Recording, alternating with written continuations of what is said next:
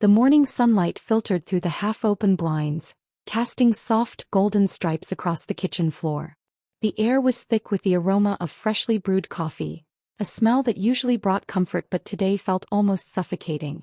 I moved slowly, deliberately, as if dragging out every action might somehow stall the inevitable. The kettle hissed gently, a reminder that time was still moving forward, no matter how much I wished it would pause. I wrapped my fingers around the warm ceramic of my coffee mug, letting the heat seep into my skin. The fabric of my robe, light and soft against my bare skin, felt like both a comfort and a vulnerability. Underneath, delicate lace hugged my body, a choice I hadn't made for my husband. The thought sent a shiver through me, a mix of shame and something darker, more unsettling. The quiet of the morning was interrupted by the sound of footsteps, a lazy shuffle against the hardwood. He entered the room, his presence filling the space in a way that felt both natural and forbidden. His hair was tousled, evidence of a late night or perhaps a restless sleep. His eyes, still heavy with dreams, met mine, and for a moment neither of us spoke. The silence between us was a living thing, breathing and pulsing, filled with all the words we couldn't say. "Morning," he said, his voice rough and soft at the same time. "Morning." I forced a smile, the kind of practiced expression I had perfected over the years. It was the same smile I used with my husband, a mask that covered the cracks beneath. He moved to the counter, reaching for a glass, and I couldn't help but watch the way his muscles shifted beneath his skin. His movements were unhurried, every action deliberate. I tore my gaze away, focusing on the mug in my hands, fingers tightening around the ceramic until the heat became almost unbearable. It happened so quickly. A slip of my hand, the mug tipping over, coffee spilling across the counter and dripping to the floor. The crash of porcelain against tile shattered the stillness, and I dropped to my knees instinctively, reaching for the shards. "Here, let me help." His voice was close, closer than I expected. Our hands moved together, fingers brushing against one another as we reached for the same piece. His skin was warm and the contact sent a jolt through me, a spark that ignited something raw and dangerous. I looked up and he was already watching me. There was something in his eyes, curiosity, hesitation, a question he was too afraid to ask. We remained there, frozen in that moment, our hands still touching. My breathing was shallow, each inhale a struggle. I knew I should pull away, break the connection, but my body betrayed me. I stayed, letting the weight of his gaze wash over me, a tide I didn't want to resist. The spell broke when my phone rang, the sharp sound slicing through the intimacy. I pulled my hand back, the sudden loss of his warmth like a physical ache. I fumbled for my phone, my husband's name flashing on the screen. His voice filled the room, casual and comforting, but it felt like an intrusion, an echo from a world I no longer fully inhabited. "Yes, everything's fine," I said, my voice steady, a practiced lie. I could feel his eyes on me, the heat of his presence just a breath away.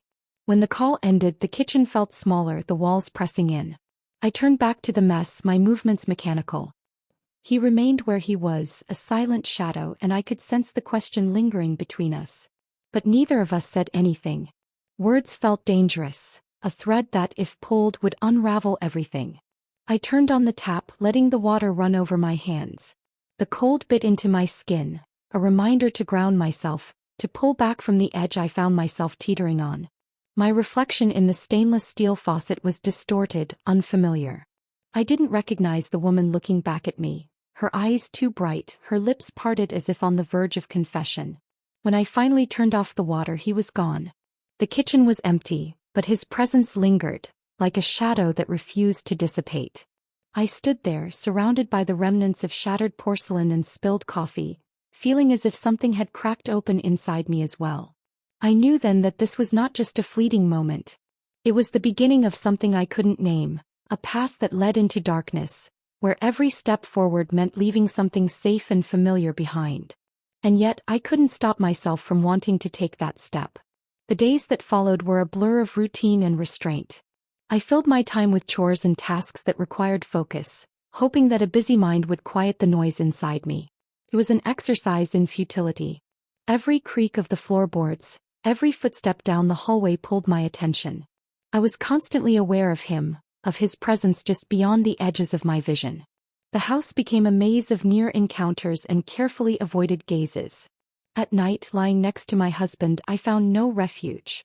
His breathing, slow and steady, a metronome of normalcy, only highlighted the dissonance within me. I would close my eyes and try to picture us as we once were, young in love, unburdened by the years that had softened passion into comfort. I wanted to feel that connection again, to reach for him and find solace in his touch, but my body remained still, a betrayal wrapped in cool sheets. When the weekend came, my husband announced he'd be working late. The news should have washed over me with indifference. It was a pattern I knew well. But instead it sent a shiver through me, a whisper of something dangerous. I busied myself with mundane tasks, the rhythmic motions of folding laundry, wiping down surfaces, the click of plates against porcelain. I was trying to clean the house, but it felt more like I was trying to scrub away my own thoughts. By evening, the house had settled into a soft, welcoming quiet. I curled up on the sofa, a blanket draped over my legs, a glass of wine cradled between my palms.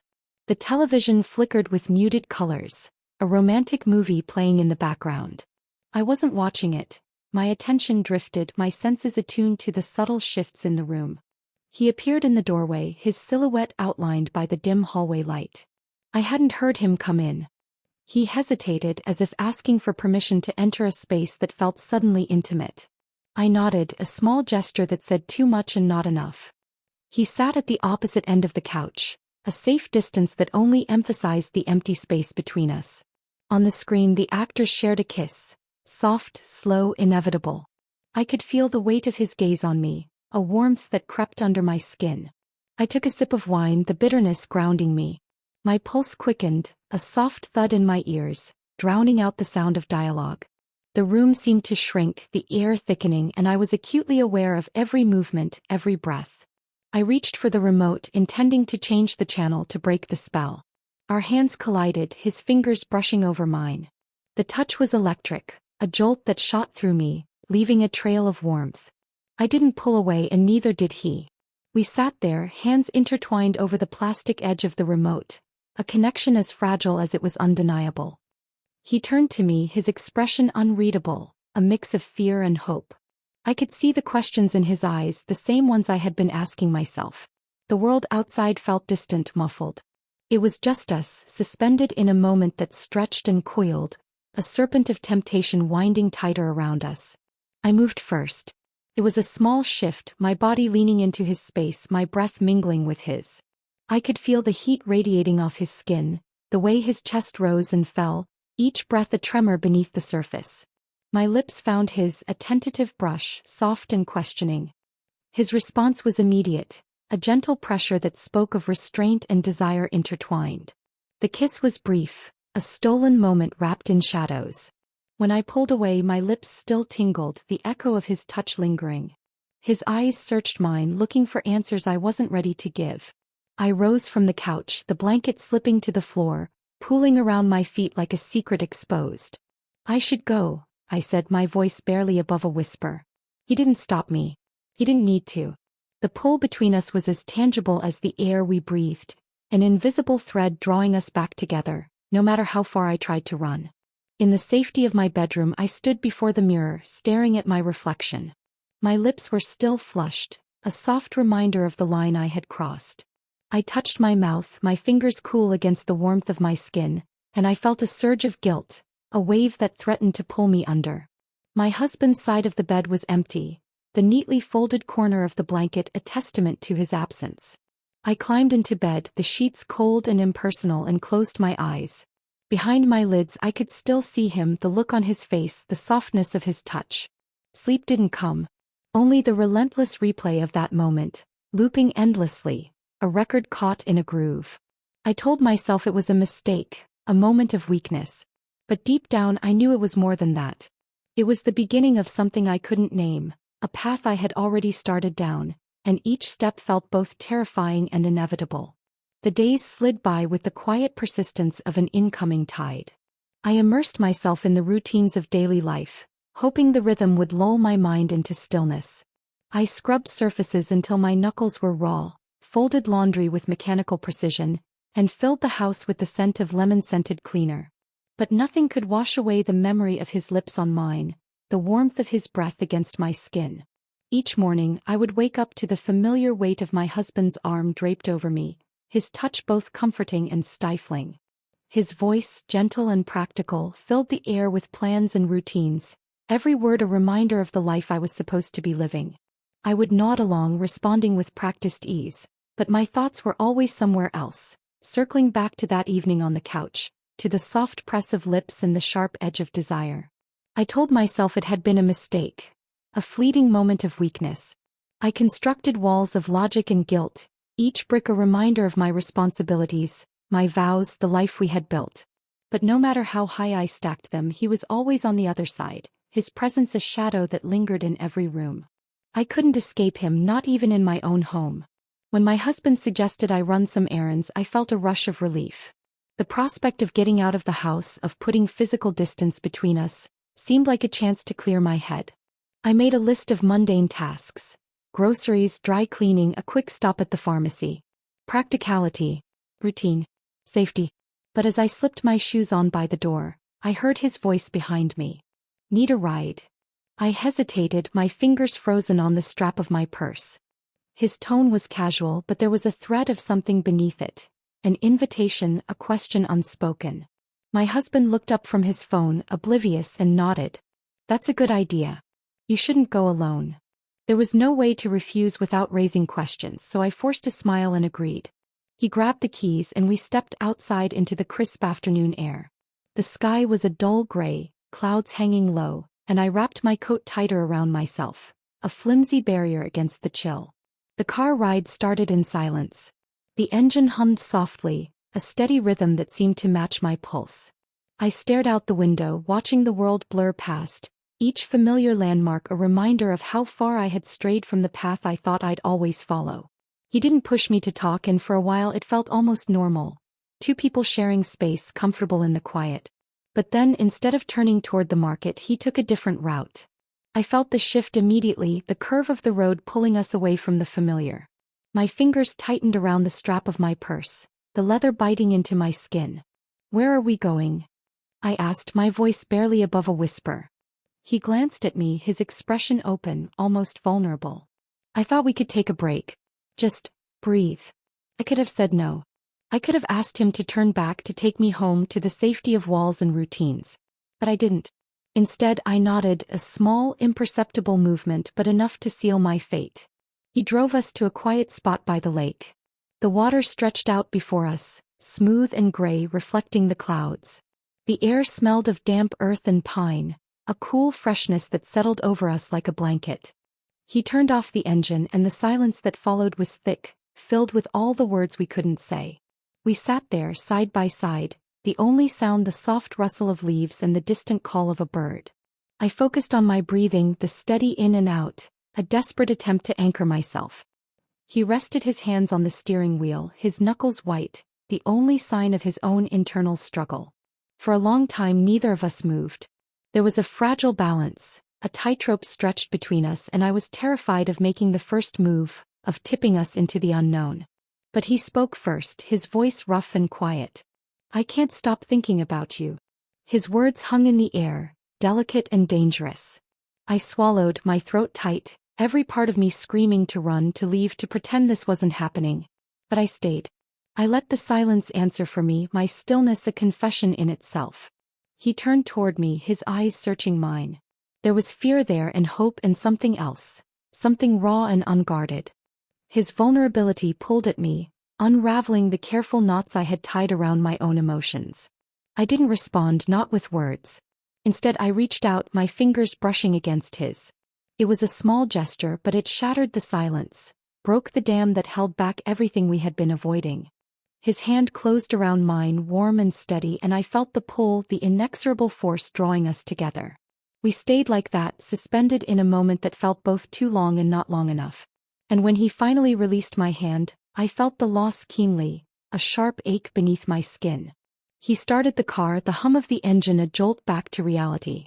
We didn't speak on the way home, but the air between us was heavy with possibility, with all the things that had not been said but could no longer be ignored. When we pulled into the driveway, my husband's car was gone. Relief washed over me, mixed with a surge of guilt. I opened the door, the cool air biting at my skin, and stepped out. He didn't follow me, staying behind the wheel, his expression unreadable. As I reached the front door, I turned back. His eyes met mine, a question lingering between us, and I knew that whatever path we were on, we had already crossed the line. There was no going back, only forward, into the unknown, into the darkness, where desire and fear intertwined, leading us somewhere neither of us had ever intended to go. I spent the night turning over in bed, the sheets twisted around my legs like the vines of a creeping guilt. The house was silent, save for the soft hum of the refrigerator and the occasional groan of settling wood. My husband slept soundly beside me, his breathing steady and untroubled. I envied him that peace, the simplicity of his world where lines were clear and the boundaries of love and loyalty remained intact. But in the quiet, my mind drifted back to the lake. I could still feel the coolness of the car's leather seat beneath me, the press of his fingers against mine. It was a small touch, but it held the weight of an entire world between us. I knew I should push these thoughts away, bury them beneath layers of reason and restraint, but they lingered, curling around my senses like smoke. I rose early, before the first light broke through the clouds. The kitchen was a sanctuary at this hour, the stillness a comfort. I moved through my morning routine on autopilot, hands busy with tasks my mind couldn't focus on. I poured coffee, the dark liquid swirling in the cup, an echo of the chaos inside me. He appeared as I set the breakfast table, his presence a gentle disruption to the quiet. His hair was still damp from the shower, droplets tracing paths along his collarbone, disappearing beneath the edge of his shirt. I forced myself to look away, to focus on the mundane rhythm of setting out plates and silverware, but my hands trembled, betraying me. We moved around each other in the small space, an unspoken choreography. The brush of his arm against mine, the exchange of glances that lingered a beat too long, each moment added another thread to the web we were weaving, delicate and dangerous. My husband joined us soon after, his cheerful voice filling the room, and I forced myself into the role of the dutiful wife, nodding along, offering smiles that felt brittle. When my husband announced he had meetings all day, I felt the shift immediately. The atmosphere tightened, a coil wound too tight. I could sense it in the way his eyes met mine, a question there, a possibility. My own pulse responded, a flutter against my ribs, a betrayal of my resolve. As soon as the door closed behind my husband, the air grew thick. I could hear the soft tick of the clock, each second stretching out, amplifying the silence between us. I turned to him, my mouth dry, words caught in my throat. I wanted to say something, anything to break the tension, but nothing came. Instead, I found myself moving, my body acting on an impulse my mind couldn't process. I told myself I was going to his room to help with laundry, a feeble excuse, but it was enough. I knocked softly, a pretense of propriety, and pushed the door open. He sat on the edge of his bed, a book open in his lap, but his focus wasn't on the pages. He looked up, his expression open, a blank canvas waiting for a brushstroke. "I thought I'd help with the sheets," I said, the words hollow even to my own ears. He nodded, and we moved into another dance, folding and straightening, hands brushing over fabric and skin. The bed became a battlefield, the crisp white sheets a canvas for our unspoken desires. I could feel the heat radiating off him, his proximity a constant reminder of the line we had already crossed. Our hands met over a corner of the blanket, and this time neither of us pulled away. His fingers closed around mine, gentle but firm, a silent request. My breath caught, a soft hitch in the quiet room, and I felt the world narrow to this moment, this touch. He didn't move closer, didn't push, but his presence filled the space between us. I could see the tension in his posture, the restraint in every line of his body. It was that control, that hesitance that drew me in, a moth to the flame. I leaned forward, just enough for our foreheads to touch, a fragile connection. His breath mingled with mine, a shared rhythm that steadied me. I pulled back first, the spell breaking. My hand slipped from his, and I busied myself with the blanket, the fabric a flimsy shield. He watched me, his gaze heavy, and I knew this wasn't over. We were playing a dangerous game, and every move brought us closer to the edge. When I left his room, my knees were weak, my skin tingling with the ghost of his touch. I forced myself to focus, to clear my mind, but every step down the hallway felt like a step toward something I couldn't name, something I was both terrified and desperate to reach. The day dragged on, every sound an echo, every shadow a reminder. I moved through the motions, a puppet on strings, my actions disconnected from the storm inside me. By the time my husband returned home, I was exhausted, not from work but from the effort of keeping everything contained. He kissed me on the cheek, his lips warm and familiar, and I swallowed the lump in my throat. I wanted to be here, to be present, but part of me was still in that room, still feeling the weight of his eyes, the brush of his fingers. As night fell, I lay awake, staring at the ceiling, my mind a tangle of desires and regrets. The darkness pressed in around me, and I knew that the walls I had built were crumbling. I was on the edge, teetering, and the fall felt both inevitable and impossible. There was no resolution, only the quiet hum of the house and the echo of his name in my thoughts. I closed my eyes, but sleep didn't come, only the lingering sensation of his touch and the soft promise of what could be. The days began to blur together, each one an echo of the last. I found myself slipping into patterns, rehearsing conversations in my head that never reached my lips. I moved through the house like a ghost, present but not entirely there, my thoughts a tangled mess of what was and what could be. The weight of my own desires pressed down on me, heavy and unrelenting. My husband announced he would be going on a business trip. His departure was practical and unceremonious. A brief kiss, a reminder to lock the doors, and the rumble of his car fading down the driveway. The silence that followed was not the relief I had imagined. Instead, it settled over the house like a shroud, amplifying every creak and rustle, the emptiness a mirror to my own isolation. I wandered through the rooms, my hands trailing over the backs of chairs, the cool wood of door frames. I found myself in the kitchen, staring at the empty counter where he had helped me clean up the shattered mug.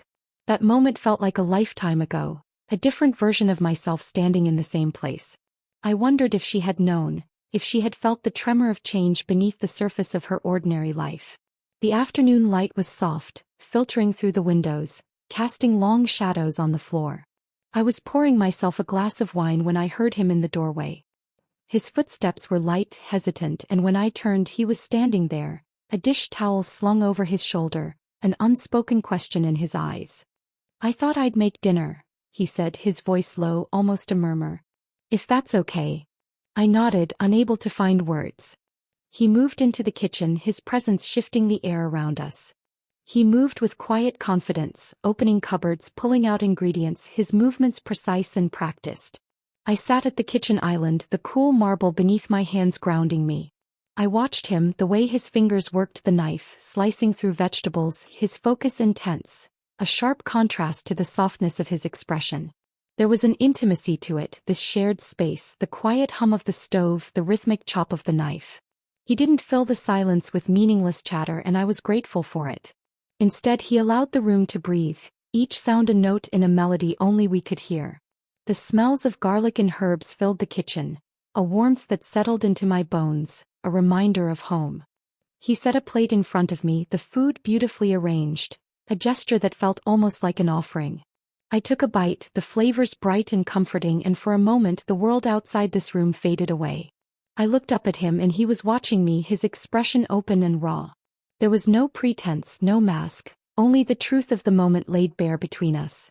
We ate in silence, the clink of silverware against porcelain the only sound. My glass of wine sat untouched, the deep red liquid a mirror to the pulse beneath my skin. His fingers brushed against mine as he reached for a napkin, the touch brief but electric. I felt it resonate through me, a hum that settled low in my stomach, a reminder of everything I was trying to forget. When the plates were empty, he rose to clear the table. I moved to help him, our bodies weaving around each other in the small space, a dance of proximity and restraint. His arm brushed against mine and I felt the heat of his skin, a warmth that seeped through the fabric of his shirt and into my own. My breath hitched, a soft intake of air, and I saw his hand falter, the glass in his grip slipping slightly before he caught it. We stood by the sink, the water running over the dishes, a soft murmur in the quiet. I reached for a towel, our fingers meeting over the fabric, and this time neither of us pulled away. His hand closed over mine, his skin rough and warm, a stark contrast to the cool porcelain beneath us. He turned toward me, his expression a mixture of fear and longing, a mirror to my own. His lips parted, a soft exhale, and I felt myself leaning in, drawn by a force I couldn't name. His mouth met mine, gentle and hesitant, a question rather than an answer.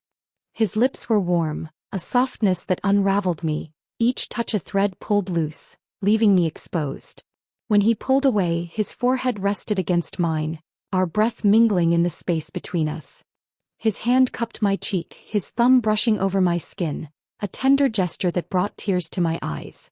I closed them, shutting out the world, allowing myself to exist in this moment, to feel without consequence. But reality was a stubborn thing, pressing against the edges of my mind. The phone rang, its sharp trill a reminder of everything I had left behind to stand here in this kitchen with him. I pulled away, the loss of his touch like a wound, a coldness that seeped into my bones. I answered the call, my husband's voice filling the room, his words a lifeline to the world I had built, the life I was risking. "Yes, everything's fine," I said, my voice steady, practiced. I could feel his eyes on me, the weight of his presence a tether I couldn't break. When the call ended, I set the phone down, my hands shaking, the glass screen cool and impersonal beneath my fingertips. He didn't say anything, didn't push or pry. He simply stood there, his expression soft, understanding. I turned away, my movements slow as if wading through water, each step an effort. I could feel him behind me, his silence a promise, a question that lingered in the air long after I left the room. In the safety of my bedroom, I sat on the edge of the bed, my body heavy with the weight of my choices. I closed my eyes, the memory of his kiss still warm on my lips, a ghost I couldn't shake. The night stretched out before me, dark and endless, and I lay down knowing sleep would not come. Only the echo of his touch, the soft brush of his fingers, and the quiet pull of a desire that refused to be silenced. The next morning unfolded in muted colors, a grayness that seemed to seep into every corner of the house. I moved through the motions of my routine, my body a puppet on invisible strings. I brewed coffee, the bitter aroma filling the air, but the warmth of the mug did nothing to thaw the cold that had settled in my chest. My husband's absence lingered like a shadow, a reminder of the choices I had yet to make.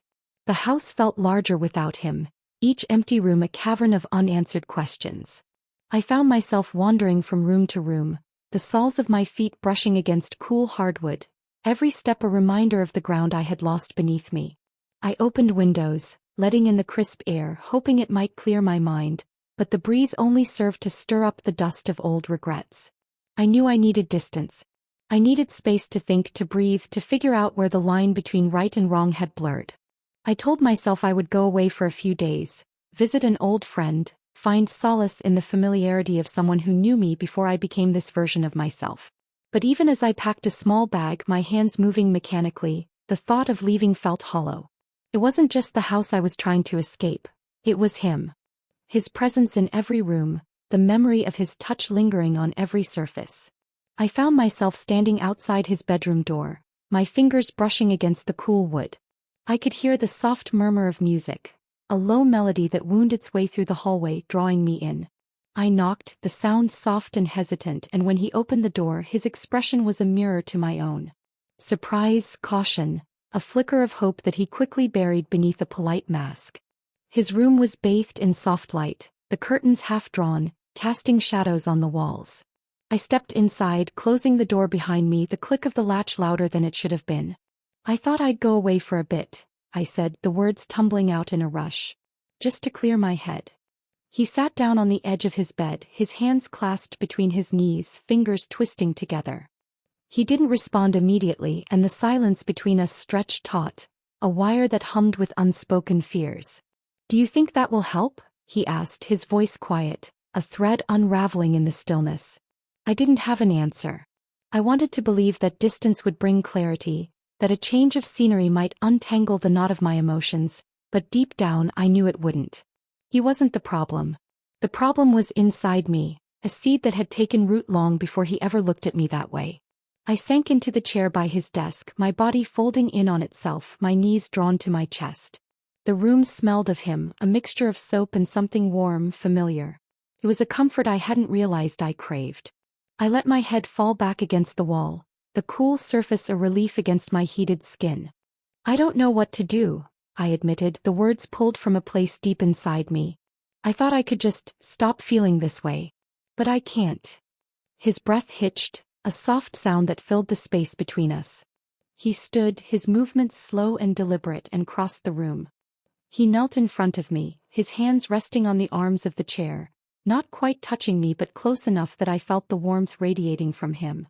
"You don't have to go," he said, his voice barely more than a whisper. "Not if you don't want to." I looked at him, really looked at him, and saw the echo of my own confusion, the same battle between desire and duty. His eyes held a storm, a depth that pulled at me, unraveling the careful composure I had constructed. I reached out, my fingers brushing against his cheek, a touch so light it could have been a mistake. But it wasn't. His eyes closed at the contact, his lashes dark against his skin. I traced the line of his jaw, the curve of his ear, my fingers memorizing the planes of his face as if this was the last time I would ever be close enough to do so. He didn't move, didn't breathe, his entire being suspended in the space between us. When his hand covered mine, the connection was electric, a spark that ignited the air around us. He turned his face into my palm, his lips brushing against my skin, a soft, reverent gesture. It wasn't a kiss, not really, but it felt like a promise, a quiet confession wrapped in the silence. I pulled back, the loss of his touch a sharp, aching void. I rose to my feet, the room tilting slightly, my balance off kilter. I stepped away, my back to him, my hands trembling at my sides. I could hear him shift, the rustle of fabric as he stood, the soft thud of his feet against the floor. "I need time," I said, my voice a thin thread. "I need to figure this out." I opened the door, the cool air from the hallway brushing against my skin, a reminder of the world outside this room, this moment. He didn't follow me. He stayed where he was, a shadow in the doorway, his expression unreadable. As I walked away, I felt the weight of his gaze on me, a pull that I knew I couldn't resist forever. My bag sat by the front door, a testament to my intent to leave, but my feet wouldn't carry me past the threshold. I stood there, caught between two lives, two versions of myself, and for the first time I didn't know which one I wanted to be. The house seemed to breathe around me, the walls holding their secrets, the floors creaking under the weight of my indecision. I sank onto the bottom step of the staircase, my head in my hands, and let the quiet wrap around me, a blanket of solitude that offered neither comfort nor clarity. And so I stayed, unmoving, the afternoon light shifting to evening, the shadows growing longer, until the house was swallowed by the night and I was left alone with nothing but the echo of his voice and the question I had no answer for. The days slipped through my fingers, a river of time that moved too fast and too slow all at once. My husband's return approached, a fixed point on the horizon that filled me with equal parts relief and dread. I moved through the house in a fog, the weight of indecision pressing down on me, each step a reminder of the choices I had yet to make. I had avoided him as much as I could, crafting excuses and creating distance. I busied myself with tasks that required solitude, retreating to the garden, losing myself among the rows of half-wilted flowers and the soft hum of insects. The dirt beneath my nails was a comfort, grounding me when my thoughts spiraled. But even out here under the open sky, I couldn't escape him. He was a shadow at the edge of every moment, a constant presence that pulled at me, unraveling the fragile calm I had managed to construct. One afternoon, as the sky hung heavy with the threat of rain, he found me. I was kneeling in the dirt, my hands buried in the soil, the cool earth abalm against the heat of my skin. I didn't hear him approach, his footsteps soft against the grass, and when he spoke, his voice slid over me, familiar and dangerous. "I thought you might need some help." I didn't respond immediately, my hands stilling in the dirt, fingers tangled around the roots of a stubborn weed. I couldn't look at him, not yet. Instead, I focused on the ground, on the way the soil crumbled beneath my touch, a fragile thing that held more life than it seemed. "You've been avoiding me." His words were gentle, not an accusation but a truth laid bare. I exhaled slowly, a breath that shivered through me, pulling the air from my lungs. I needed space. He crouched beside me, his presence a warmth at the edge of my awareness. Did it help? I closed my eyes, the cool breeze brushing against my cheeks, the damp smell of earth and rain wrapping around me. I don't know. He didn't push, didn't fill the silence with empty words. Instead, he reached down, his fingers brushing against mine as he helped pull the stubborn weed free. Our hands were dirty, soil clinging to our skin, and it felt oddly intimate, this small act of shared labor. When I finally turned to him, his expression was open, raw. He looked at me as if I were the only person in the world, as if nothing else mattered. It was a look I hadn't seen in so long, a mirror to the emptiness I felt inside. I wanted to reach for him, to close the distance, But fear held me back, a wall I had built too high. "Come with me," he said suddenly, his voice a soft rush of words. "Just for a day. Let's get out of here." His suggestion hung in the air, a spark that caught and flared. I could see the hope in his eyes, the need for escape, not just from the house but from the weight of everything between us. My mind raced, 100 reasons why I should say no, why I should retreat back into the safety of my routines, but my heart beat a different rhythm, a drum that called me forward. I nodded, a small, hesitant movement, but enough to set everything into motion. He stood holding out his hand and I took it, his fingers closing around mine. His touch was warm, solid, a promise of something beyond the gray walls of my life. We didn't speak as we drove. The road stretched out before us, winding through hills and trees, the landscape shifting with every mile. I watched the world blur past the window, the colors soft and muted, the sky a canvas of gray and gold. The car hummed beneath us, a steady rhythm that matched the pulse in my veins. He took us to a place I had never been, a quiet spot by the water where the trees leaned over the edge, their leaves whispering secrets to the lake. The air was cool, damp with the promise of rain, and I breathed it in, letting it fill my lungs, pushing out the tightness that had lived there for so long. We walked along the shore, our footsteps soft against the earth, the world a quiet hum around us. He didn't try to hold my hand, didn't close the distance between us, and I was grateful for the space, the unspoken understanding that I needed this, needed to find my own footing. But as the afternoon wore on, the space between us narrowed. His presence was a warmth at my side, a constant pull. We sat on the rocks, our feet dangling above the water, and I found myself leaning into him, my shoulder brushing against his. His arm slipped around me, a natural, easy motion, and I let myself sink into it, the solidity of him a comfort. The rain came slowly, a soft drizzle that settled over us, cool drops against warm skin. We didn't move, didn't seek shelter. Instead, we let it wash over us, a baptism of sorts, cleansing away the grime of indecision and fear. His fingers tangled with mine, and this time I didn't pull away.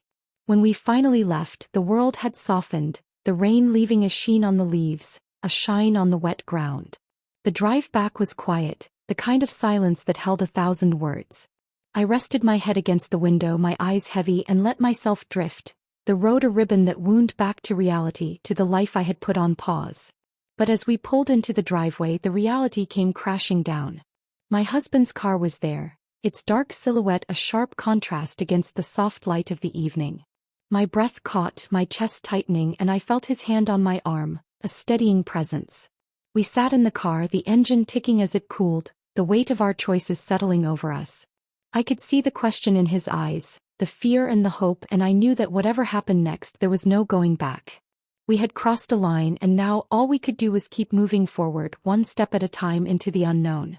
The house stood still, a monument to the life I had carefully constructed. The familiar walls seemed to lean in, closing the space around me, amplifying every sound. The click of the front door, the muffled thud of my husband's suitcase against the floor. His return was earlier than expected, a twist of fate that left me teetering on the edge of panic. I moved through the motions of welcome, my body a machine programmed to respond with practiced smiles and gentle touches. His voice filled the space, warm and steady, each word a reminder of the world I had kept at bay during his absence. He wrapped his arms around me, his embrace both a comfort and a prison. My own arms moved to hold him, the gesture hollow, a reflex rather than a choice. "How was your trip?" I asked, the words scraping against my throat. "It was fine. Long meetings but productive." He pulled back, his hands resting on my shoulders, his eyes searching mine. "I missed you." I forced a smile, a curve of lips that didn't reach my eyes. "I missed you too." The lie sat heavy between us, a stone sinking in still water. I moved away, using the excuse of unpacking, my movements mechanical. Each step carried me further from him, from the truth I couldn't bring myself to face. I felt his gaze on me, a weight I couldn't shake, and I busied myself with small tasks, folding clothes, smoothing wrinkles that weren't there. He followed me into the kitchen, the space suddenly too small, too intimate. I poured him a glass of water, my hands steady, though my pulse raced beneath the surface. He leaned against the counter, his posture relaxed, a stark contrast to the tension that coiled tight in my chest. "Everything okay?" he asked, his voice gentle, a thread of concern woven through his words. I nodded, my head a slow, deliberate movement. Just tired. I've been keeping busy. He reached out, his hand brushing against my arm, a touch that felt foreign and familiar all at once. I pulled away under the guise of setting the glass on the table, the cool surface of the wood grounding me. I felt the distance growing, an expanse that neither of us could cross. The evenings stretched out, a series of quiet exchanges and mundane routines. I cooked dinner, my hands moving on autopilot, the knife steady against the cutting board. He sat at the table, his presence a constant reminder of everything I stood to lose. I could feel his eyes on me, the weight of his silence filling the room. I set the plates down, the clink of ceramic against wood too loud, a crack in the facade.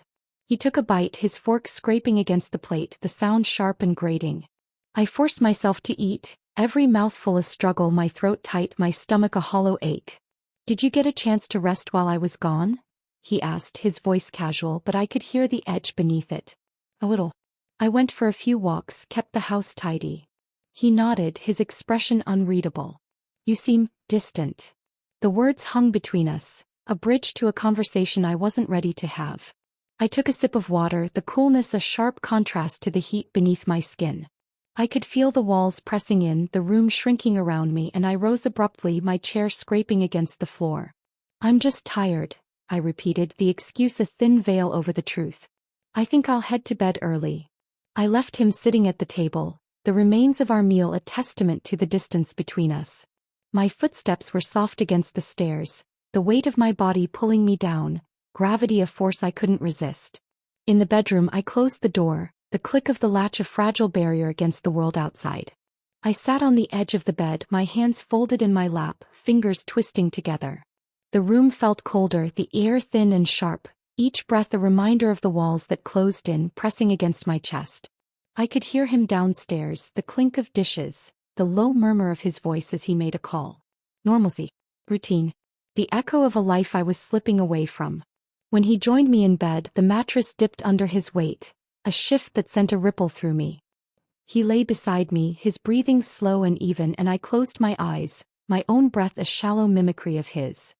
His hand found mine under the covers, his fingers lacing through mine, a gesture that once brought comfort but now only tightened the knot in my stomach. I lay awake long after he had drifted off, my mind a tangle of regrets and possibilities. The room was too dark, the air too still, every sound amplified in the silence.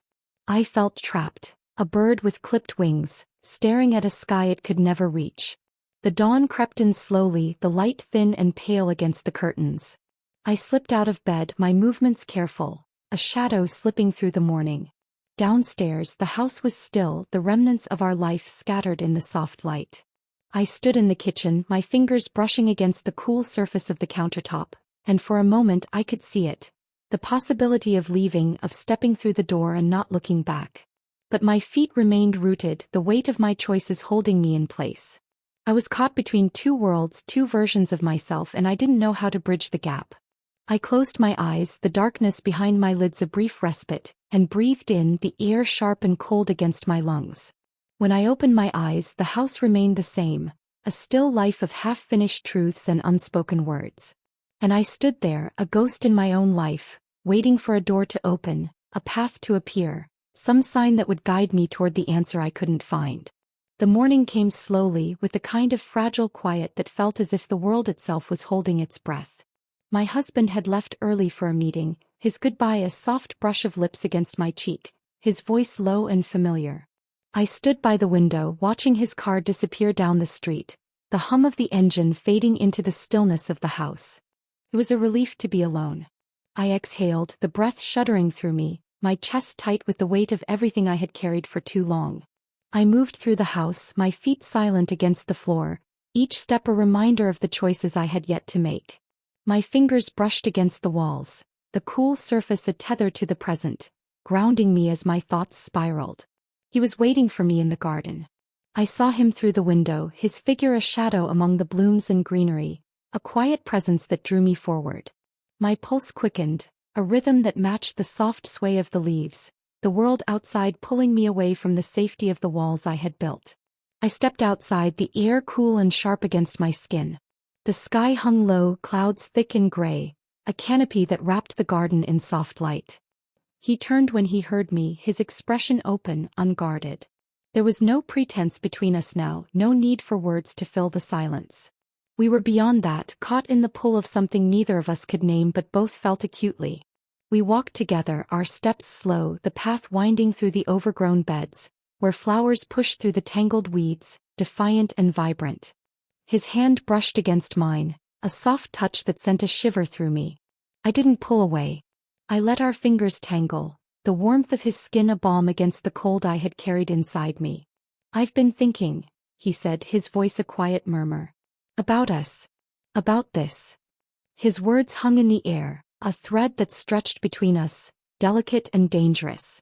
I tightened my grip on his hand, my thumb brushing over his knuckles, a small movement but one that held the weight of 1,000 unsaid things. "I know," I replied. "I have too." We sat on the old stone bench beneath the willow tree, its branches hanging low, a veil that separated us from the world beyond. The garden felt like a sanctuary, a place where time moved differently, where the past and future slipped away, leaving only the present raw and unfiltered. He turned to me, his eyes dark and searching. "What do we do now?" It was a question I had asked myself 100 times, in the quiet of the night, in the soft moments between breath and thought. I had no answer then and I had none now. All I knew was the way my body leaned into his, the way his presence filled the empty spaces inside me. "I don't know," I whispered. "But I can't keep living like this." The truth slipped out, a sharp edge that cut through the silence. He reached for me, his hand sliding to my cheek, his fingers cool against my skin. I closed my eyes, the world narrowing to the soft press of his thumb against my jaw, the steady beat of his pulse beneath my touch. His lips found mine, a kiss that held no hesitation, no restraint. It was soft and deep, a confession wrapped in warmth. I sank into it, let myself be held in the moment, the rest of the world falling away. His hands moved to my back, pulling me closer, and I went willingly, my body aligning with his, a perfect fit in the quiet of the garden. But the moment fractured when the sound of a door opening echoed through the stillness. I pulled back, my breath hitching, the cold rush of reality slamming into me. He looked at me, his expression a mirror of my own fear, and we both stood, our movements hurried and sharp. My husband's voice called out, a soft, questioning note that wound through the garden, unraveling the fragile calm. I pressed my hand to my mouth, the taste of him still on my lips, a secret I couldn't swallow. He stepped back, his hands falling to his sides, his eyes darting to the house. "I'll go," he said, his voice a low rasp. "I'll go before he sees." I wanted to stop him, to reach out and hold on, but my body betrayed me, rooted to the spot. I could only watch as he slipped through the trees, his silhouette swallowed by the shadows, a ghost leaving no trace. My husband appeared at the edge of the garden, his face bright with a smile that twisted in my chest. He crossed the distance between us, his arms opening to pull me close.